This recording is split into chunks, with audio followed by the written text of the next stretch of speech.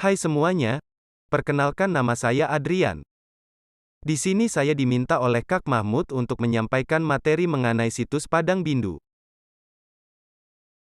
Oleh karena itu, mari lihat sub-sub materi yang akan dibahas. 1. Manusia prasejarah. 2. Pembagian waktu zaman purba. 3. Situs prasejarah Padang Bindu, Batu Raja, Ogan Komering Ulu. Baiklah, tanpa harus menunggu lebih lama lagi. Mari kita mulai.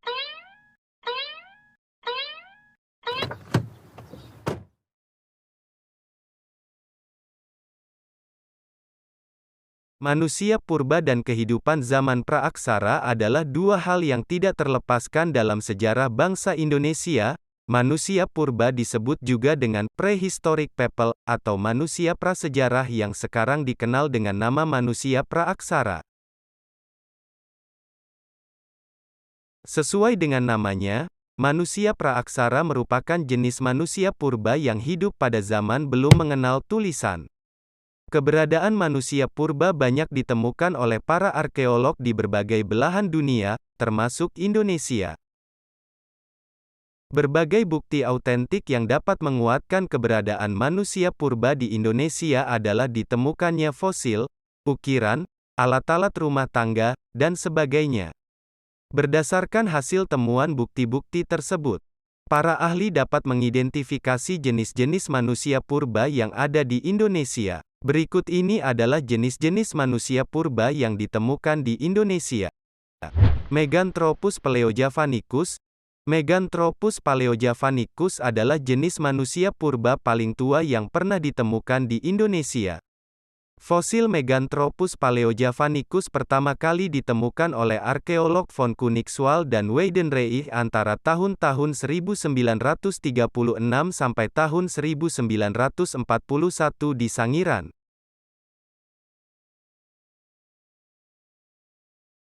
Fosil-fosil Meganthropus paleojavanicus yang berhasil ditemukan, antara lain fragmen tulang rahang atas dan bawah, serta sejumlah gigi lepas. Berdasarkan hasil penemuan tersebut, para ahli menyimpulkan ciri-ciri Meganthropus paleojavanicus, yaitu 1. Hidup pada zaman Pleistosen awal yang merupakan masa awal kehidupan manusia. 2. Memiliki rahang bawah yang sangat tegap dan gigi geraham yang besar. 3. Memiliki bentuk gigi yang homonim. 4. Memiliki otot-otot kunyah yang kuat. 5. Memiliki bentuk muka yang masif dengan tulang pipi tebal, tonjolan kening yang mencolok, tonjolan belakang kepala yang tajam, serta tidak memiliki dagu. 6. Memakan jenis tumbuh-tumbuhan. Pithecanthropus. Pithecanthropus atau dikenal juga dengan manusia kera adalah jenis manusia purba yang fosilnya paling banyak ditemukan di Indonesia. Penemuan fosil pertamanya ditemukan oleh arkeolog asal Belanda bernama Eugene Dubois pada 1891 di Trinil, Ngawi. Fosil yang ditemukan berupa atap tengkorang dan tulang paha. Berdasarkan hasil temuannya ini, Dubois memberinya nama Pithecanthropus erectus yang berarti manusia kera yang berdiri tegak. Berdasarkan penemuan fosil-fosilnya, Pithecanthropus memiliki ciri-ciri sebagai berikut. 1. Pithecanthropus hidup pada masa Pleistosen awal dan tengah sekitar 1 juta hingga 1,5 juta tahun silam. 2. Berjalan tegak. 3. Memiliki tinggi badan sekitar 168 sampai 180 cm dengan berat badan rata-rata 80 sampai 100 kg. 4. Memiliki volume otak sekitar 775 sampai 975 cm3. 5. Batang tulang lurus dengan tempat-tempat perlekatan otot yang sangat nyata. 6. Bentuk tubuh dan anggota badan tegap. 7. Memiliki alat pengunyah dan otot tengkuk yang kuat. 8. Memiliki rahang yang kuat dengan bentuk geraham besar. 9. Bentuk kening menonjol sangat tebal. 10. Bentuk hidung tebal dan tidak memiliki dagu. 11. Bagian belakang kepala tampak menonjol. Homo sapiens Homo sapiens merupakan perkembangan dari jenis manusia sebelumnya dan telah menunjukkan bentuk yang sama seperti manusia pada masa sekarang. Berdasarkan hasil penemuan para ahli, jenis Homo sapiens yang ada di Indonesia adalah Homo soloensis dan Homo wajakensis. Homo wajakensis berhasil ditemukan oleh Van Ray Schouten pada 1889 di Wajak, Malang. Secara umum, Homo sapiens memiliki ciri yang lebih progresif dibandingkan Pithecanthropus. Secara khusus, ciri-ciri Homo sapiens adalah 1. Volume otak bervariasi antara 1000 sampai 1450 cm3. 2. Otak besar dan otak kecil sudah berkembang, terutama pada bagian kulit otaknya. 3. Memiliki tinggi badan sekitar 130 sampai 210 cm dengan berat badan rata-rata 30 sampai 150 kg. 4. Tulang dahi dan bagian belakang tengkorak sudah membulat dan tinggi. 5. Otot tengkuk mengalami penyusutan. 6. Sudah berjalan dan berdiri tegak. 7. Memiliki ciri-ciri yang lebih sempurna. Nah, itu dia penjelasan mengenai jenis-jenis manusia purba di Indonesia lengkap dengan tokoh penemu dan ciri-cirinya.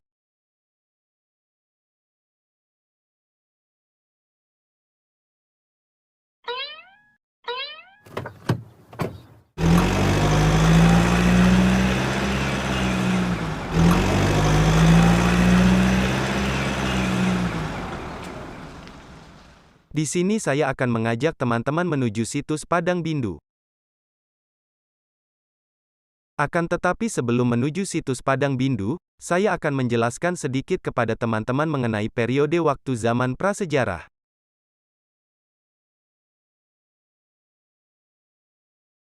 Nah, pada kesempatan kali ini kita akan mengupas lebih mendalam tentang zaman batu. Zaman batu sendiri terbagi lagi menjadi beberapa periode, seperti zaman batu tua, Paleolitikum, zaman batu tengah, Mesolitikum, zaman batu muda, Neolitikum, dan juga zaman batu besar, Megalitikum. Zaman batu tua, Paleolitikum. Zaman batu tua disebut juga dengan istilah Paleolitikum. Alasan disebut dengan zaman batu tua karena alat-alat yang digunakan manusia purba saat itu masih berupa batu-batu besar dan juga kasar. Beberapa peralatan batu di zaman Paleolitikum misalnya, kapak perimbas dan juga alat-alat serpih. Untuk kehidupan manusia saat itu mereka masih menerapkan gaya hidup nomaden atau berpindah-pindah tempat. Sementara itu, mereka memperoleh makanan dengan cara berburu binatang dan mengumpulkan makanan berupa biji-bijian, sayuran dan buah dari alam yang dilewatinya. Zaman Batu Tengah, Mesolitikum. Beralih ke zaman Batu Tengah, di sini peralatan batu yang digunakan oleh manusia purba sudah mulai ada peningkatan. Peralatan batu yang semula masih besar dan kasar kini mulai dimodifikasi oleh manusia purba menjadi lebih halus dan berukuran lebih kecil. Contohnya seperti pebble atau kapak Sumatera dan juga mata panah yang terbuat dari batu. Di masa ini, manusia diyakini sudah mulai hidup menetap. Bukti yang mendukung hal tersebut adalah dengan ditemukannya Kiokenmodinger atau sampah sisa-sisa makanan seperti kulit kerang dan juga abris suroce atau cerukan atau gua yang digunakan manusia purba sebagai tempat tinggal. Zaman Batu Muda, Neolitikum. Zaman batu selanjutnya adalah zaman batu baru atau disebut juga dengan Neolitikum. Berbagai peralatan juga semakin inovatif. Sebut saja kapak persegi dan juga kapak lonjong. Untuk kehidupan masyarakat di zaman ini juga sudah mulai berada pada fase food producing. Selain sudah menetap, mereka juga telah melakukan kegiatan bercocok tanam untuk menghasilkan makanan sendiri. Zaman Batu Besar, Megalitikum. Zaman batu yang terakhir adalah zaman batu besar atau yang dikenal dengan zaman megalitikum. Salah satu ciri khas pada zaman batu ini adalah sudah mulai adanya kepercayaan dari masyarakat di masa tersebut kepada Tuhan. Disebut dengan zaman batu besar karena beberapa produk yang dihasilkan pada zaman ini berupa kebudayaan bangunan yang menggunakan batuan-batuan besar. Contohnya seperti menhir, dolmen, kubur peti batu, sarkofagus, waruga, punden berundak, dan patung.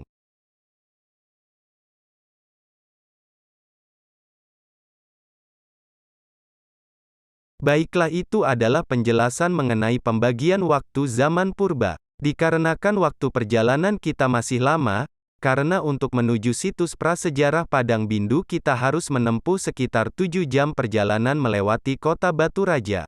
Saya akan sedikit menjelaskan mengenai situs prasejarah Padang Bindu. Padang Bindu adalah nama sebuah desa di Kecamatan Semidang Aji, yang terletak sekitar 25 km di sebelah barat Laut Batu Raja, Sumatera Selatan. Di area desa tersebut ditemukan sebanyak 4 kerangka manusia yang diduga dari zaman purba dan telah menjadi fosil, yang ditaksir berusia 3000-an tahun, dengan panjang kerangka yang masih utuh sekitar 2 meter. Yang ditemukan oleh para peneliti dari Pusat Penelitian Arkeologi Nasional yang terjun ke lokasi di Gua Harimau hingga akhir Februari tahun 2009. Adapun situs prasejarah Padang Bindu ini telah diteliti oleh para peneliti sejak tahun 2008. Selain penemuan fosil, para peneliti tersebut telah menemukan beberapa peninggalan atau artefak, di antaranya sejumlah lukisan di dinding gua.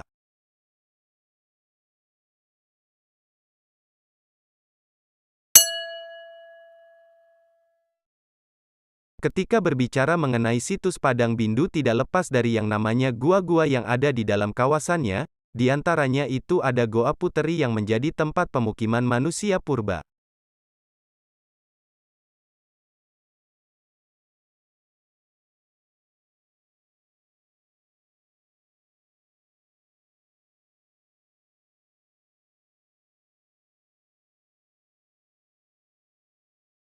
Hal tersebut tidak lepas dari struktur dari kawasan Padang Bindu yang berada di kawasan Bukit Barisan yang merupakan kompleks batuan karbonat sejenis batu gamping dengan kawasan kares di daerah Sumatera Selatan menjadikan pola hunian yang ada di Goa Puteri yang berada di dalam situs prasejarah Padang Bindu.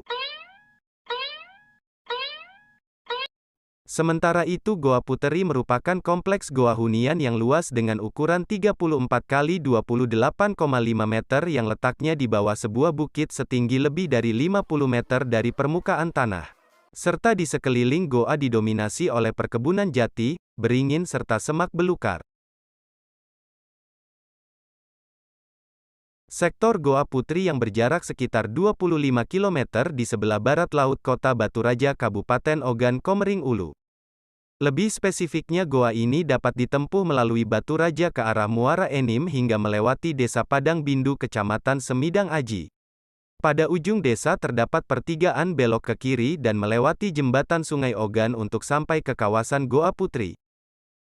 Kawasan Goa Putri ini menurut cerita legenda setempat menyebutkan bahwa dinamakan Goa Putri karena dahulu hidup seorang putri yang bernama Putri Dayang Merindu dan Serunting Sakti dalam kisah morfologi Si Pahit Lidah.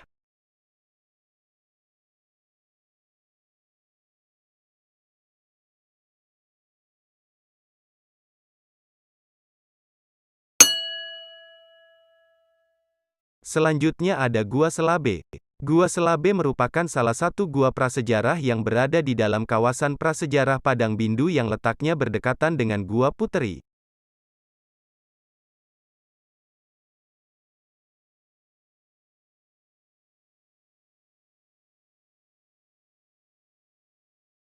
Adapun Gua Selabe sendiri ditemukan juga suatu bentuk pola hunian yang dapat diketahui dari adanya penemuan alat-alat serpi serta bekas perburuan hewan yang diperkirakan berasal dari periode Preneolitik sekitar 5700 sebelum Masehi. Yang berlanjut hingga periode Neolitik 2700 sebelum Masehi, yang ditandai dengan adanya tembikar yang pada bagian atasnya terdapat campuran logam yang merupakan perkembangan lanjut dari periode Neolitik.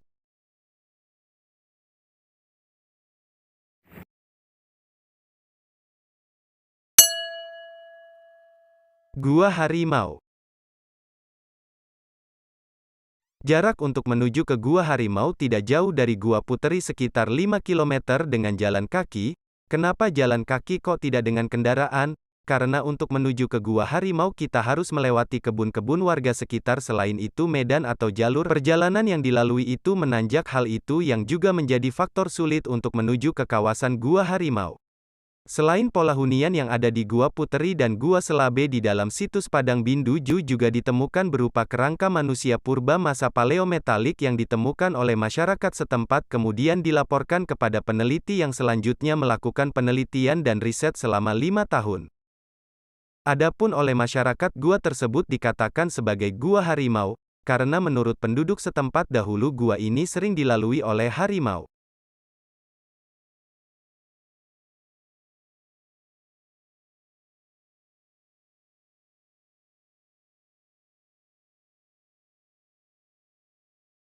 Sementara itu, di Gua Harimau ditemukan sekitar 78 kerangka manusia purba yang diklasifikasikan dalam jenis ras yang berbeda, yakni ras Mongoloid dan ras Australomelanesid. Untuk membedakannya dapat terlihat dari morfologi kerangka ras Mongoloid dan ras Australomelanesid yang memiliki ciri khasnya masing-masing. Umumnya, tubuh ras Mongoloid lebih kecil dan ramping dengan bentuk tengkorak yang tinggi dan bundar. Sedangkan, ras Australomelanesid cenderung lebih besar dan kekar dengan bentuk tempurung kepala yang rendah dan menonjol.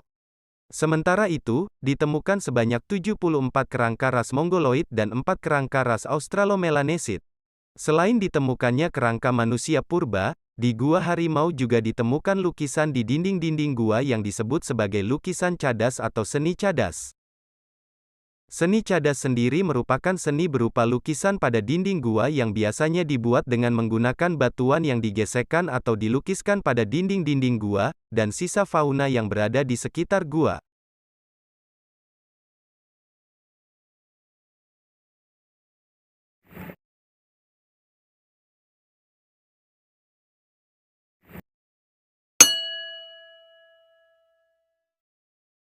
Destinasi selanjutnya adalah Museum Sipahit Lidah. Museum Sipahit Lidah merupakan salah satu museum yang berada di Sumatera Selatan, tepatnya museum ini berada di Desa Padang Bindu, Kecamatan Semidang Aji, Kabupaten Ogan Komering Ulu. Serta menjadi tempat disimpannya temuan-temuan dari peninggalan prasejarah yang ditemukan di Gua Harimau dan Gua Puteri. Museum Sipahit Lidah merupakan museum yang berukuran sekitar 15 kali 20 meter yang dibangun pada tahun 2011.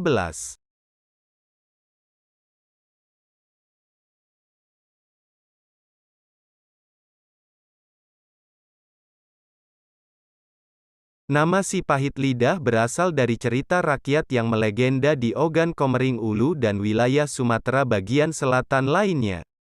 Museum Sipahit Lidah memiliki beberapa peninggalan artefak dan benda arkeologis yang berasal dari Gua Harimau. Adapun temuan-temuan kerangka yang dimaksud berupa bagian tulang tengkorak, bagian tubuh dan gigi yang belum terbungkus rapi, serta kerangka-kerangka yang telah tersusun dan terbungkus rapi, dan juga terdapat benda lainnya seperti tembikar dan gerabah.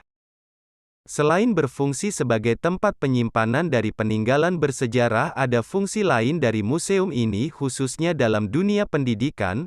Museum Sipahit Lidah sebagai media pembelajaran memiliki fungsi untuk memberikan informasi konkret kepada masyarakat, dalam hal ini siswa dan guru. Dalam pembelajaran sejarah, museum merupakan tempat ideal sebagai sumber informasi kesejarahan. Hal ini disebabkan dalam Museum Sipahit Lidah terdapat banyak peninggalan prasejarah yang dapat dijadikan sebagai media pembelajaran yang berfungsi sebagai sarana peningkatan pemahaman terhadap peristiwa sejarah bagi pelajar.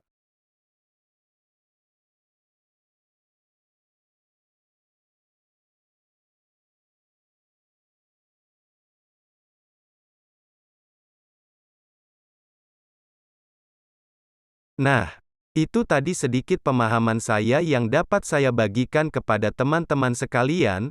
Oleh karena itu apabila ada kekurangan, baik dalam audio, tulisan, serta gambar, Saya mohon maaf yang sebesar-besarnya.